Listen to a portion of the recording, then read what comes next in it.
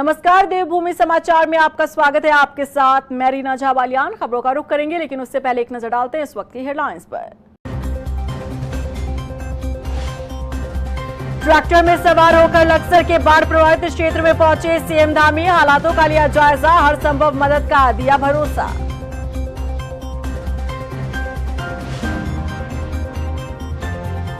BJP में आपसी खींचतान पर पार्टी संगठन सख्त, बड़बोले नेताओं को प्रदेश अध्यक्ष ने किया तलब। भट्ट की चेतावनी, पार्टी फोरम पर ही रखी जाए बात। देश के सबसे असुरक्षित शहरों में शामिल हुआ देहरादून। नारी 2025 की रिपोर्ट से उठ रहे महिला सुरक्षा पर सवाल। रिपोर्ट के तथ्यों को दून एसएसपी ने किया खारिज। उत्तराखंड में पिछले 10 सालों की तुलना में रिकॉर्ड बारिश दर्ज। 20 सितंबर तक जारी रहेगा बारिश का सिलसिला। इस मॉनसून सीजन में राज्य को हुआ काफी नुकसान। और चलिए अब बुलेटिन की शुरुआत कर लेते हैं। मुख्यमंत्री पुष्कर सिंह धामी ने लक्सर में बाढ़ प्रभावित क्षेत्र का निरीक्षण किया। बता दें कि मुख्यमंत्री ट्रैक्टर में बैठकर बाढ़ प्रभावित क्षेत्र पहुंचे, जहां उन्होंने मौजूदा स्थिति पर अधिकारियों से अपडेट लिया और उन्हें जरूरी दिशा निर्देश दिए। वहीं सीएम ने प्रभावित लोगों से भी मुलाकात कर उन्हें हर संभव मदद का भरोसा दिया। मसूरी गोलीकांड की 31वीं बरसी पर श्रद्धांजलि कार्यक्रम का आयोजन हुआ, जिसमें मुख्यमंत्री पुष्कर सिंह धामी ने शिरकत की। सीएम धामी ने शहीद स्थल झूला घर पहुंचकर राज्य निर्माण में अपनी जान गंवाने वाले 6 आंदोलनकारियों को नमन किया। साथ ही राज्य आंदोलनकारी हुकुम सिंह पवार और राजेंद्र पवार की माताजी को सम्मानित किया। इस मौके पर सीएम धामी ने कहा कि राज्य आंदोलन में योगदान को भुलाया नहीं जा सकता। उधर कैबिनेट मंत्री गणेश जोशी ने मसूरी क्षेत्र की हर समस्या के समाधान का वादा किया। मैं मसूरी गोलीकांड के सभी अमर बलिदानियों को मैं नमन करता हूं, अपनी श्रद्धांजलि अर्पित करता हूं। अपनी उत्तराखंड राज्य की ओर से हम सब उनका स्मरण करते हैं। हम उत्तराखंड आंदोलनकारियों को भी नमन करते हैं, जिनके संघर्षों के कारण से हमको उत्तराखंड राज्य प्राप्त हुआ। अटल जी का भी स्मरण करते हैं कि उन्होंने भी अपने प्रधानमंत्रित्व काल में उत्तराखंड राज्य का निर्माण किया और आज हमारे यशस्वी प्रधानमंत्री श्री नरेंद्र मोदी जी के नेतृत्व में लगातार उत्तराखंड को संवारने का काम हो रहा है। हम इस दिन ये संकल्प लेते हैं, ये दिन हमको ये स्मरण दिलाता है कि हमारे राज्य के बलिदानियों ने अपनी जान की बाजी लगाकर हमको उत्तराखंड राज्य के निर्माण का एक हमारा जो स्वप्न था वो पूरा किया।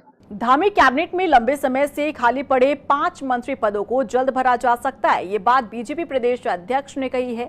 उन्होंने बताया कि संगठन ने सरकार से 5 मंत्री पद तत्काल भरे जाने की मांग की। उन्होंने कहा कि मुख्यमंत्री पुष्कर सिंह धामी इस विषय पर केंद्र नेतृत्व से बातचीत कर चुके हैं और उन्हें सकारात्मक संकेत भी मिले हैं।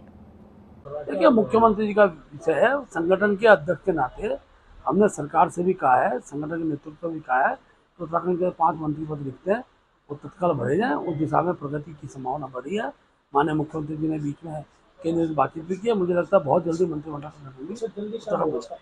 तो ठीक है। एक बार मुख्यमंत्री का दोबारा दिल्ली जाना होगा, उसके बाद जैसे तिथि आएगी आप सब तक पहुंचेंगे। मुख्य विपक्षी दल कांग्रेस ने राजधानी देहरादून से अपने संगठन सृजन अभियान की शुरुआत की है। इस मौके पर उत्तराखंड आए दून महानगर पर्यवेक्षक मणिकम टैगोर ने कहा कि उत्तराखंड में आज से संगठन सृजन अभियान की शुरुआत हो चुकी है, जिसमें वो हर जिले में जाकर पार्टी के कार्यकर्ताओं, पदाधिकारियों और वरिष्ठ नेताओं से बातचीत करेंगे, जिसके आधार पर जिला पंचायत के अध्यक्षों का चुनाव होगा।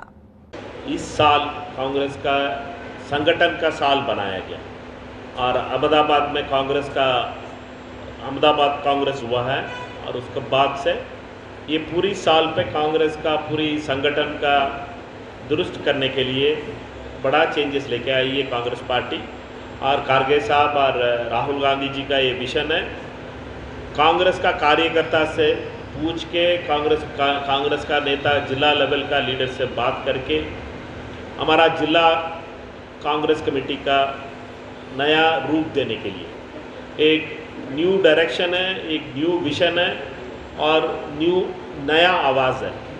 और कम से कम 1000 कांग्रेस का कार्यकर्ता से अगला 15 दिन से मैं अकेले बात करने वाला हूं और उनसे यही बात करने के लिए हम ये कोशिश करेंगे कि मीन्स उनका मन में क्या है, कांग्रेस का कैसे मजबूत करें, कौन इस जिला में कांग्रेस का आगे लेके जाके सारे लोगों का लेके देहरादून सिटी में कांग्रेस का कौन मजबूत कर सकता है। उधर उत्तराखंड बीजेपी में भी संगठन विस्तार की तैयारियां चल रही है। बीजेपी प्रदेश मीडिया प्रभारी मनवीर चौहान की माने तो पार्टी में संगठन विस्तार पर मंथन चल रहा है।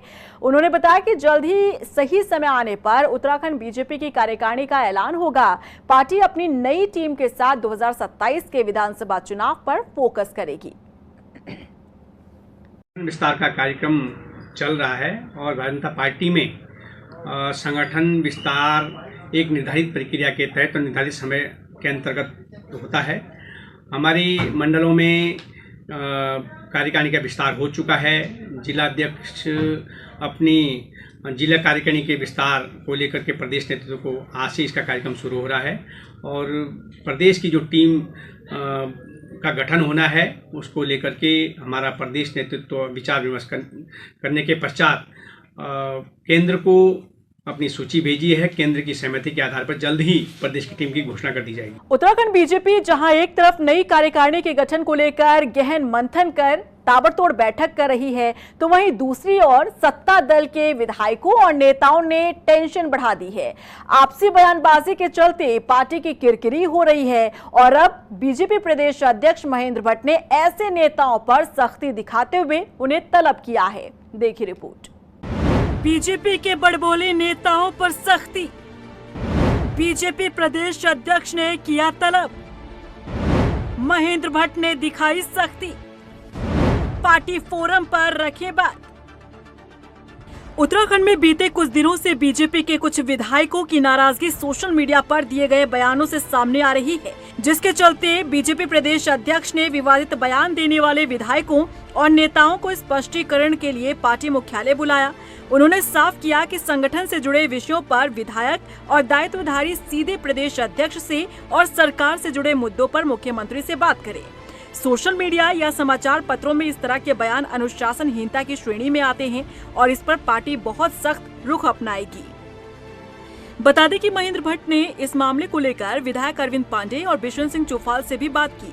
उन्हें निर्देशित किया गया कि सभी मुद्दे पार्टी फोरम पर ही उठाए जाएं, जिससे पार्टी की छवि खराब न हो। देखिए, पार्टी में किसी भी व्यक्ति को पार्टी के अनुशासन से बाहर जाने की अनुमति कतई नहीं दी जाएगी और हमने अपने सभी विधायकों को दायित्वधारियों को कहा है, कोई विषय है अगर वो संगठन से जुड़ा हुआ है तो मुझसे बात करें, सरकार से जुड़ा है मुख्यमंत्री से बात करें, लेकिन सोशल मीडिया के माध्यम से, समाचार पत्रों के माध्यम से इस प्रकार के विषय जो विषय अनुशासन के दायरे में आते हैं उस विषय में पार्टी बहुत सख्त एक प्रकार से सख्ती से लेगी और इस प्रकार की अनुमति हम किसी को दे नहीं सकते। वहीं बीजेपी प्रदेश कार्यालय पहुंचे बीजेपी विधायक अरविंद पांडे का कहना है कि हमने हमेशा से ही अनुशासन में रहकर अपनी बात को पार्टी फोरम पर रखा है और संगठन के दिशा निर्देश पर ही हमेशा से काम करते रहे हैं और आगे भी करते रहेंगे।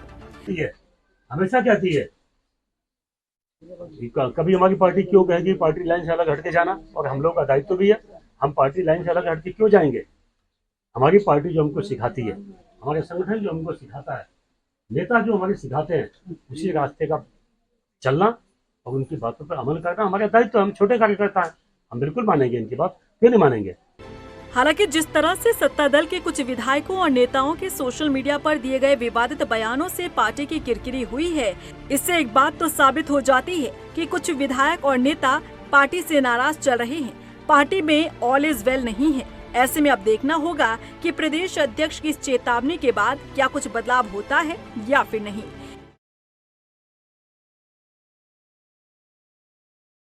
शांत प्रदेश उत्तराखंड की राजधानी देहरादून में आखिर महिलाएं कितनी सुरक्षित हैं, इसकी पोल खोलती एक रिपोर्ट जारी की गई है।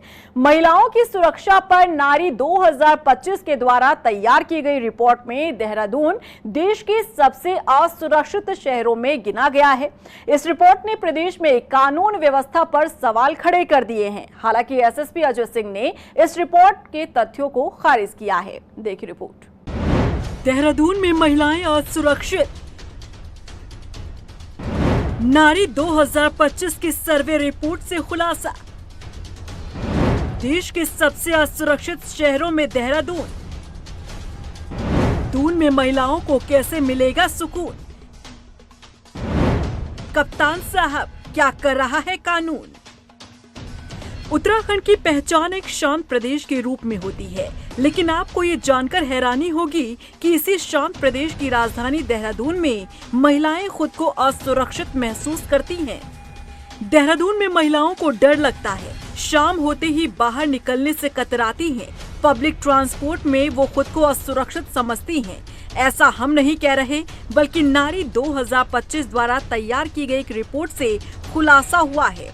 दरअसल एक प्राइवेट संस्था नारी 2025 ने महिलाओं की सुरक्षा को लेकर पूरे देश में 31 शहरों का सर्वे किया, जिसके बाद जो रिपोर्ट तैयार की गई, इसमें देहरादून को देश के सबसे असुरक्षित शहरों में गिना गया है। रिपोर्ट के मुताबिक देहरादून का स्कोर 60.6% है। ये राष्ट्रीय औसत 64.6% से कम है। 41% महिलाओं ने अपनी सुरक्षा को लेकर मिलीजुली प्रतिक्रिया दी है। वहीं 10% महिलाएं साफ तौर पर कहती हैं कि वो खुद को असुरक्षित महसूस करती हैं। दिन में 70% महिलाओं ने खुद को सुरक्षित महसूस किया है। रात में यह आंकड़ा घटकर 44% हो गया। 55% महिलाएं खुलेआम अश्लील टिप्पणियों का सामना करती हैं, जबकि 50% महिलाएं पब्लिक ट्रांसपोर्ट में उत्पीड़न झेलती हैं। ये आंकड़े न सिर्फ चौंकाने वाले हैं, बल्कि ये भी दिखाते हैं कि राजधानी में महिला सुरक्षा की स्थिति कितनी चिंताजनक हो चुकी है। ये केवल आंकड़ा नहीं है, बल्कि बेटियों की टूटी हुई उम्मीदें, उनका डर और उनकी चीख है। सवाल ये है कि जब राजधानी देहरादून ही महिलाओं के लिए सुरक्षित नहीं है, तो बाकी पहाड़ और मैदान में रहने वाली बेटियों का क्या होगा? कानून व्यवस्था और महिला सुरक्षा के बड़े बड़े दावे किए जाते हैं, लेकिन ये रिपोर्ट उन दावों की पोल खोलती है। दून पुलिस प्रशासन पर यह सवालिया निशान है कि आखिर देहरादून महिलाओं के लिए इतना अनसेफ क्यों हो रहा है? क्यों शहर में बहन बेटियों को बाहर निकलने से भी डर लगने लगा है?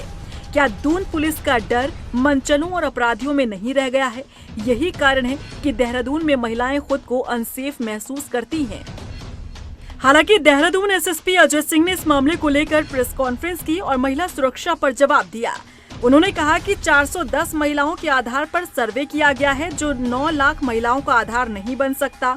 टूरिस्ट प्लेस और चारधाम होने की वजह से सभी सुरक्षित हैं। देखिए, जो एक प्राइवेट एजेंसी द्वारा कुछ इंस्टीट्यूट के साथ मिलकर एक सर्वे किया गया था, जो विभिन्न सोशल मीडिया प्लेटफॉर्म और हर जगह प्रसारित हो रहा है, और उसमें 31 शहरों का जो कंपैरिजन किया गया था, उसको लेते हुए हमारी टीम ने भी उस पर एनालिसिस किया। और प्रथम दृष्टया ऐसा लगता है कि जो सर्वे था वो किस लोगों पर किया गया, मतलब कहने का है कि किस एज ग्रुप पर किया गया, क्या प्रोफाइल थी, वर्किंग वुमेन थी, कॉलेज गोइंग गर्ल्स थी, सीनियर सिटीजन थे या हाउस वाइफ थी, या किस तरह के टूरिस्ट थे, उन पर किया गया, ये स्पष्ट नहीं है उसमें। और खासकर अगर पुलिसिंग के एस्पेक्ट की बात करें तो 2 चीज़ें उसमें महत्वपूर्ण जो बताई गई थी, वो बताई गई कि रोड साइड पर जो हैरेसमेंट होता है विमेन का, वो नेशनल एवरेज 7 है, जबकि देहरादून का 6 बता के बेहतर उसमें बताया गया। साथ ही साथ उसमें बताया गया है कि जो महिलाएं वो 33% देहरादून में संतुष्ट हैं पुलिस की पेट्रोलिंग और इससे सेंस ऑफ सिक्योरिटी होती है, जबकि जो फर्स्ट शहर दिखाया गया उसमें 11% खाली महिलाओं की संतुष्टि पुलिस पेट्रोलिंग और उससे है। तो कहीं ना कहीं बहुत बड़ा कन्फ्यूजन क्रिएट करता है। और खासकर जिस तरह का सर्वे आया उसका सैंपल किसको टारगेट किया गया है, क्या उसकी फाइंडिंग्स थी, वो एटलीस्ट शेयर इसलिए करना चाहिए कि जिससे कि आगे पुलिसिंग में अगर कोई ज़रूरत है, किस तरह के टारगेट ग्रुप को पुलिसिंग को बेहतर करना है, उसको किया जाए। और सबसे बड़ी बात है कि जिस तरह का सोशल मीडिया या मीडिया में जिस तरह का नेगेटिव परसेप्शन बनाया गया, उसको कहीं ना कहीं पैनिक ना हो। बहुत सारे ऐसे पेरेंट्स हैं जिनके बच्चियाँ यहाँ पर दूर, यहाँ पर जॉब करती हैं, यहाँ पर स्टडी करती हैं, और इस तरह के अगर नेगेटिव परसेप्शन जो जिसका फैक्चुअल अभी बेसिस क्लियर नहीं है, उसके आधार पर कहीं पेरेंट्स में पैनिक ना हो। तो मैं उनको अश्योर करना चाहता हूँ कि देहरादून सेफ जगह है। यहाँ पर सभी के लिए, खासकर बच्चियाँ, महिलाओं के लिए 112 नंबर जिसका रिस्पांस टाइम 13 से 14 मिनट भी नहीं है। महिला सुरक्षा पर तैयार की गई ये रिपोर्ट पुलिस प्रशासन की आंखों पर पड़ी पट्टी को खोलने के लिए काफी है। देखना होगा महिला सुरक्षा में अनसेफ देहरादून की कानून व्यवस्था को पटरी पर लाने के लिए क्या कदम उठाए जाते हैं।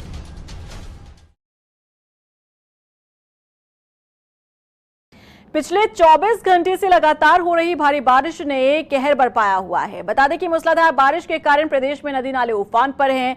भूस्खलन की घटनाओं में भी इजाफा हुआ है। पचवादून में यमुना नदी का जलस्तर खतरे के निशान से ऊपर बह रहा है, जिससे आसपास के गांव में भय का माहौल है। लोगों से नदी नालों से दूर रहने की अपील की जा रही है। पहाड़ी क्षेत्रों में भी यात्रा करने से बचने की सलाह दी गई है। उधर पौड़ी श्रीनगर राष्ट्रीय राजमार्ग पर भी बोल्डर आ गया, जिससे यहां पर मार्ग प्रभावित हुआ। हालांकि यहां प्रशासन जेसीबी मशीनों से बंद रास्तों को खोलने का काम कर रहा है। बंद रास्तों को खोला जा रहा है ताकि आवाजाही बाधित ना हो। साथ ही लोगों से भी पर्वतीय इलाकों में यात्रा के दौरान सावधानी बरतने की अपील की जा रही है।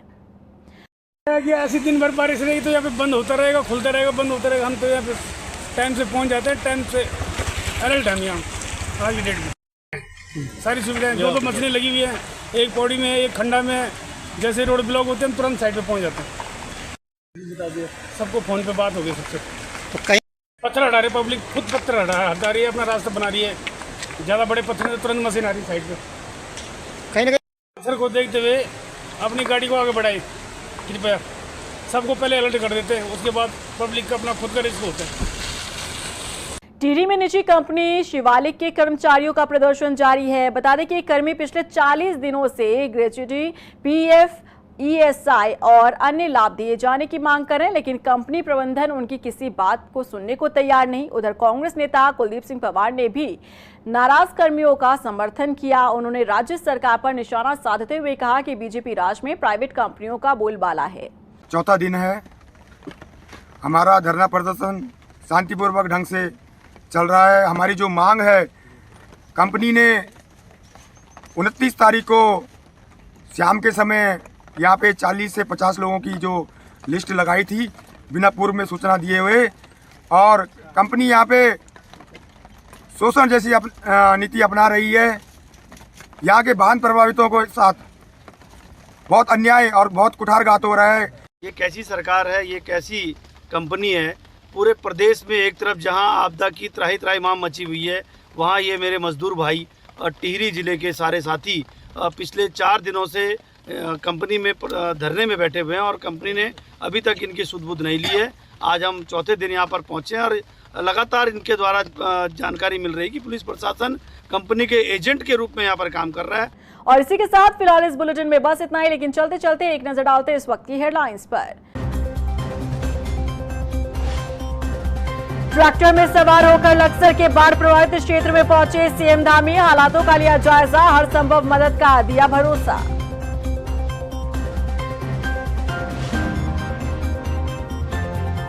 बीजेपी में आपसी खींचतान पर पार्टी संगठन सख्त, बड़बोले नेताओं को प्रदेश अध्यक्ष ने किया तलब। भट्ट की चेतावनी, पार्टी फोरम पर ही रखी जाए बात। देश के सबसे असुरक्षित शहरों में शामिल हुआ देहरादून। नारी 2025 की रिपोर्ट से उठ रहे महिला सुरक्षा पर सवाल। रिपोर्ट के तथ्यों को दून एसएसपी ने किया खारिज।